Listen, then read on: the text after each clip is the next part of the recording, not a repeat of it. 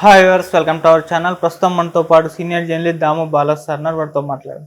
నమస్కారం సార్. నమస్తే సార్, అవినాష్ రెడ్డి గారికి మరి హైకోర్టులో అయితే ఊరట లభించింది. అంటే ఆయన బెయిల్ని రద్దు చేయాలని ఒక పిటిషన్ని హైకోర్టు కొట్టేయడం జరిగింది. ఇది సునీత గారికి అండ్ షర్మిల గారికి అయితే ఒక పెద్ద షాకింగ్గా చెప్పుకోవాలి. మరి ఏం జరిగింది, ఏం జరగబోతుంది అంటారు సార్? అవినాష్ రెడ్డి బెయిల్ రద్దు పిటిషన్ యాక్చువల్గా సునీత వేసింది. ఇటు సునీత వేసి చాలా కాలమైంది, అది సుప్రీంకోర్టులో పెండింగ్లో ఉంది.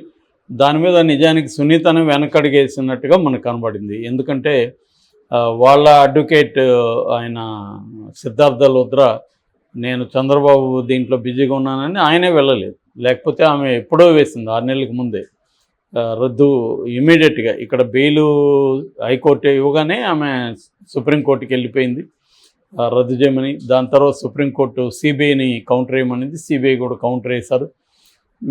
సిబిఐ కూడా రద్దు చేయమని అడిగింది కౌంటర్లో. సో కానీ సుప్రీంకోర్టులో అది విచారణకు రాలేదు. విచారణకంటే వీళ్ళ వల్లే.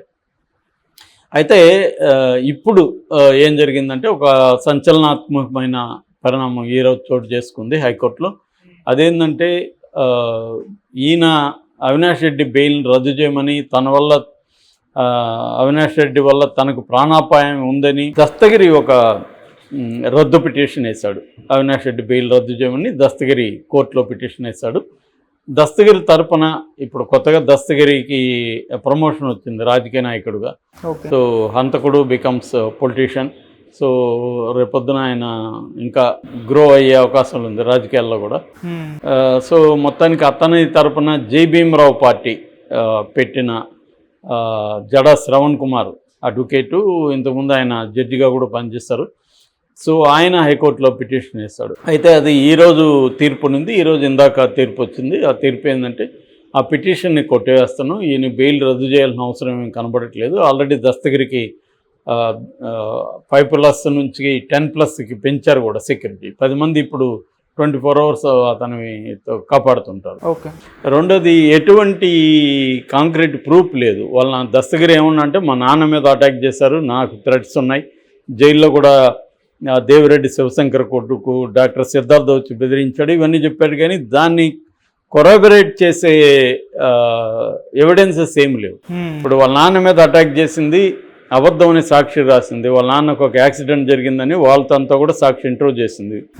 ఆ యాక్సిడెంట్ బైక్ యాక్సిడెంట్ చేసిన అతనితో, అవన్నీ అక్కడ ఉన్న మనుషులతో అంతా. మరి అది కాదని కొట్టినారు అనేది తను నిరూపించలేకపోయాడు కోర్టులో. సో ఆ వాదనని కోర్టు నమ్మింది. అంటే వాళ్ళ నాన్న మీద ఎవరు అటాక్ చేయలేదు. అట్లాగే డాక్టర్ సిద్ధార్థ కడపలో, డాక్టర్ సిద్ధార్థ రెగ్యులర్గా కడప, ఇతను అరెస్ట్ కాకముందు నుంచి కూడా కడప జైలుకి అప్పుడప్పుడు వెళ్తాడు అతను. ఎందుకంటే డాక్టర్గా అతను, కొంతమంది ఏంటంటే జైల్లో కొంతమంది వాలంటీర్గా డాక్టర్ వెళ్ళి జైల్లో వాళ్ళకి కొంత హెల్ప్ చేయడం, వాళ్ళకి ఇబ్బందులు ఉంటే చూడడం, అవన్నీ జరుగుతాయి. ముఖ్యంగా ఒక చర్చి ఫాదర్ రెగ్యులర్గా వచ్చేవారు. ఆయన వచ్చి కొంత కడుపు నొప్పి, జ్వరము, ఇలాంటి ట్యాబ్లెట్స్ ఆయన జైలు అధికారుల పర్మిషన్తో ఇచ్చేసి వెళ్ళేవాళ్ళు. అలాంటి ప్రతి జైల్లో కూడా డాక్టర్లు వెళ్ళి ఇవ్వడం ఉంటుంది. అలాగే డాక్టర్ సిద్ధార్థ వెళ్తున్నాడు, కానీ అక్కడ అసలు అతన్ని కలిసినట్టుగా కూడా ఎవరు కూడా చెప్పట్లేదు. అక్కడ ఇతను కావాలనే అబద్ధాలు చెప్తున్నాడు అనేది ప్రాసిక్యూషన్, అంటే మన అవినాష్ రెడ్డి తరపున అడ్వకేట్ నిరంజన్ రెడ్డి ఆయన ఎస్టాబ్లిష్ చేశారు. కాబట్టి ఇతను జడ శ్రవణ్ కుమార్ దీన్ని ఎస్టాబ్లిష్ చేయలేకపోయాడు. కాబట్టి బెదిరించినంటే ఎటువంటి ఆనవాళ్ళు లేవు. సో అందువల్ల వేరే ఏ సాక్షి, ఇతను నిజానికి సాక్షి కూడా కాదు. ఇప్పటివరకు సాక్షి, నన్ను సాక్షిగా పరిగణించాననే పిటిషన్ కూడా హైకోర్టులో పెండింగ్ ఉంది. సో అది తీరే వరకు సాక్షి కాదు. అతను సాక్షులు ఎవరు మమ్మల్ని బెదిరించారని చెప్పట్లేదు కోర్టుకి. సో ఇతను ఒక అప్రూవర్గా మారిన హంతకుడు ఇతను. సో ఇతని మాటకి ఎంత విలువ ఇవ్వాలనేది కోర్టు సరిగ్గానే తీసుకున్నట్టుగా మనకు కనబడుతుంది. సో ఈ పిటిషన్ని కొట్టేసింది. ఎవరు, దస్తగిరి తరపున జడ శ్రవణ్ కుమార్ వేసిన పిటిషన్ అయితే హైకోర్టు కొట్టేసింది. సో మరి వీళ్ళు మళ్ళీ సుప్రీంకోర్టుకి వెళ్తారా? ఎందుకంటే ఇప్పుడు సుప్రీంకోర్టుకి వెళ్ళినా వాళ్ళకి పెద్ద ఉపయోగం ఉండదు. 10 రోజుల్లో ఎన్నికలు ఉన్నాయి. ఆల్రెడీ సుప్రీంకోర్టులో సిమిలర్ పిటిషన్ వేసింది ఆమె. కాబట్టి మళ్ళీ ఈ పిటిషన్ ఎందుకు తీసుకుంటుంది సుప్రీంకోర్టు కూడా. కాబట్టి ఇంకా ఒక రకంగా అవినాష్ రెడ్డికి పెద్ద ఊరట ఇది.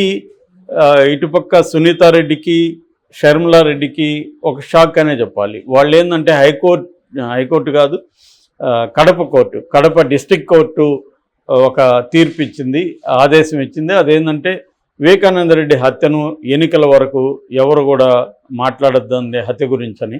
అయినా షర్మిల కేర్ చేయట్లేదు, ఇటు సునీత కూడా కేర్ చేయట్లేదు. నిన్న కూడా షర్మిల నేను కొంగుజాప్ అడుగుతున్నాను, హంతకులకు వేస్తారా నాకేస్తారా, అసలు ఆమె హంతకులని ఎలా తీర్మానిస్తుంది ఫస్ట్ ఆఫ్ ఆల్? ఎందుకంటే అది సుప్రీంకోర్టులో ఉంది, హైకోర్టులో ఉంది, కోర్టుల్లో ఉంది ఆ కేసు. ఇప్పటి వరకు ఎవరికి శిక్ష పడలేదు. శిక్ష పడకుండా ఎలా ఆమె తీర్మానిస్తుంది అనేది పెద్ద ప్రశ్న. అయినా కూడా అంటే ఇప్పుడు ఇట్లాంటి వాళ్ళే కోర్టులను ధిక్కరిస్తే ఇంకా మామూలు వాళ్ళు కోర్టుల్లో మాట ఎందుకు వింటారు? ఇప్పుడు కోర్టును ధిక్కరిస్తే ఆమె మీద ఏ చర్య కోర్టు తీసుకోకపోతే ఇంకా ఎవరైనా కూడా కోర్టుని ఎందుకు గౌరవించాలి అనే ప్రశ్న వస్తుంది కదా. అంటే డబ్బు పరపతి ఉంటే ఒక న్యాయం మాకు ఒక న్యాయం అనేది రేపు ప్రశ్నిస్తారు కదా. అంటే కోర్టులు కూడా ఏంటంటే బలహీనల ఏదైనా చేస్తేనే వాళ్ళ మీద చర్యలు తీసుకుంటున్నట్టు కనబడుతుంది తప్ప ఇప్పుడు షర్మిల వినట్లేదు వాళ్ళ మాట, కోర్టు మాట, ఇటు ఏమి వినట్లేదు. ఆల్రెడీ హైకోర్టుకు కూడా దాని మీద ఈమె పిటిషన్ వేశారు, కడప కాదు ఆంధ్రప్రదేశ్ హైకోర్టు.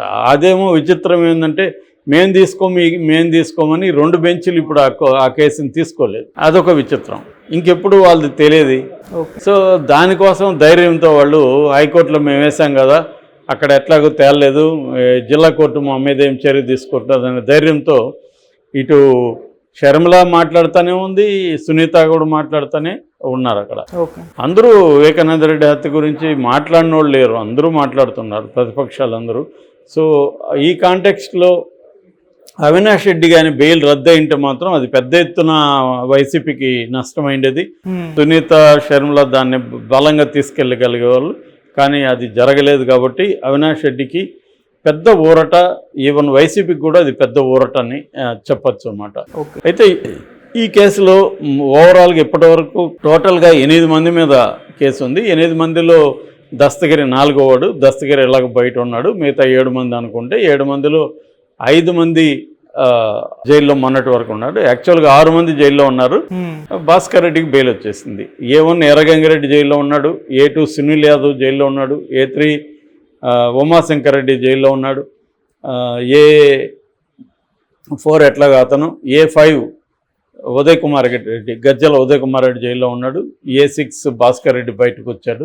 తర్వాత A5 అన్న ఇతను మన దేవిరెడ్డి శివశంకర్ రెడ్డి అతను కూడా బయటకు వచ్చాడు.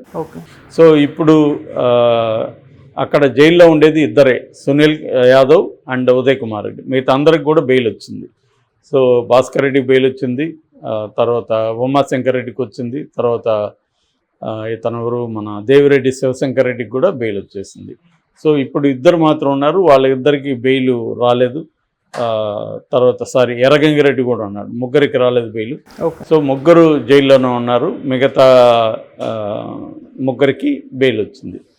సో ఇక ఈయన కూడా బెయిల్లోనే ఉన్నాడు, ఎవరు మన అవినాష్ రెడ్డి. కాబట్టి అవినాష్ రెడ్డి కోర్టు కూడా అవినాష్ రెడ్డిని బయట ఉంటే అవినాష్ రెడ్డి సాక్షులను బెదిరిస్తారు, లేకపోతే అవినాష్ రెడ్డి పారిపోతాడని నమ్మలేదు. ఆ యాంగిల్లో బెయిల్ వచ్చిందని చెప్పుకోవచ్చు. బట్ నాకు తెలిసి ఇది ట్రయల్ అనేది ఇంకా ఎన్ని రోజులు లేకపోతే ఎన్ని సంవత్సరాలు నడుస్తుందో చెప్పలేము.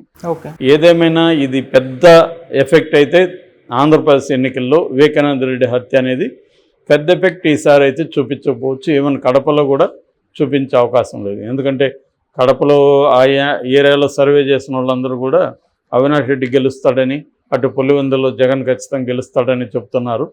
ఈమెకి ఏమన్నా కొంత ఓట్లు చేల్చగలగదేమో కానీ షర్మిల, దానివల్ల ఏమీ జగన్కి పెద్ద ఇబ్బంది ఉండదు, ఓన్లీ కొన్ని ఓట్లు చేయగలుగుతాయి. అట్లాగే జగన్ చెప్పినట్టు షర్మిల డిపాజిట్లు కూడా వస్తాయో లేదనేది కూడా డౌటే. Okay, thank you so much.